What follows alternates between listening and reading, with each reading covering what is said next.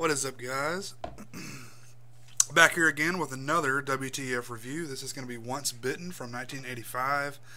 And this is, I think it's probably reached some sort of cult status, I would imagine. But it stars Jim Carrey, of course, Lauren Hutton, Karen Coppins, and Cleavon Little, and directed by Howard Storm. This is a film that I think I saw this, I think it was making the rounds on cable before before Jim Carrey was on In Living Color. That's primarily where I started recognizing him. So I think it was after In Living Color started, and then I caught this one day on cable again, and I was like, oh shit, that was Jim Carrey in that movie. Kind of the same with Earth Girls Are Easy. And yeah, I don't know, man. This is a really bizarre flick. It's pretty funny. I think Jim Carrey really makes it a better film than it probably should have been. But if you haven't seen the film, you probably wouldn't be watching this review. But it's basically about Lauren Hutton as an old vampire, and she's a lady. I don't know, in the film, probably supposed to be early 40s, mid 40s, something like that.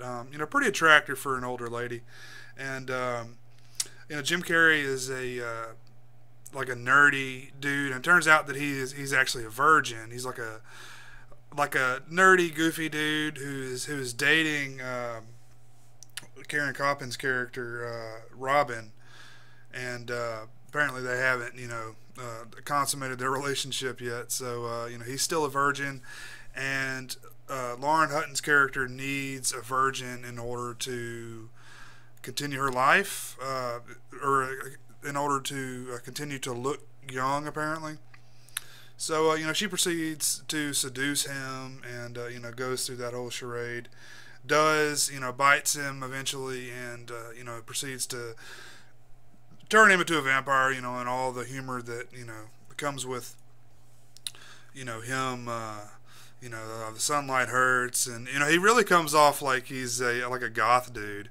It's just like his skin gets pale, and he starts wearing all black, and he's wearing sunglasses. Sunglasses at night, and oh, this is so painful. But yeah, he does all that, and the weirdest thing to me is like he goes out trolling for poon, with his two buddies, which I'll get to them later. They're probably the most bizarre part of the movie. But yeah, he and his two buddies go out to the bar, and that's when he eventually gets seduced by Lauren Hutton and turned into a vampire. But they go out to the bar, looking to sow their oats or whatever. But Jim Carrey's girlfriend in this movie is much more attractive than the Countess, the vampire. So I don't really understand that, but I guess it's got to go with the the premise of the movie. But anyway, it becomes sort of a battle between who's going to get Mark, Jim Carrey's character.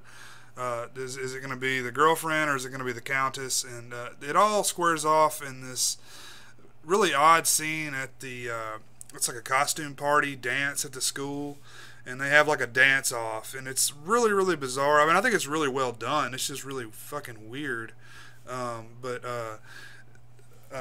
God damn it, what's her name? The girlfriend,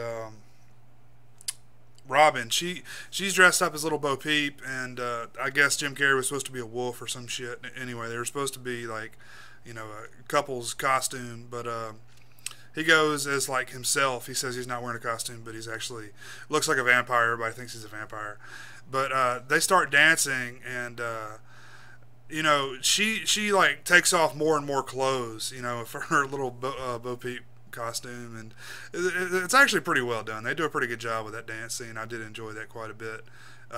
Jim Carrey does some funny, weird shit in there, which he always is known for, and watching this movie now, you could tell, that he was going to go on to do bigger and better things.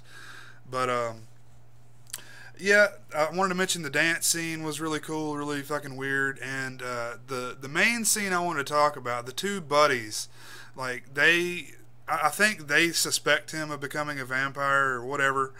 and they're all in the shower scene after gym class or some shit. Anyway, they're all in the communal shower, and I forget what the deal is, but they like hold him down and like look at his dick or something. I think they're looking for a bite or some shit, but I just do not get what's happening.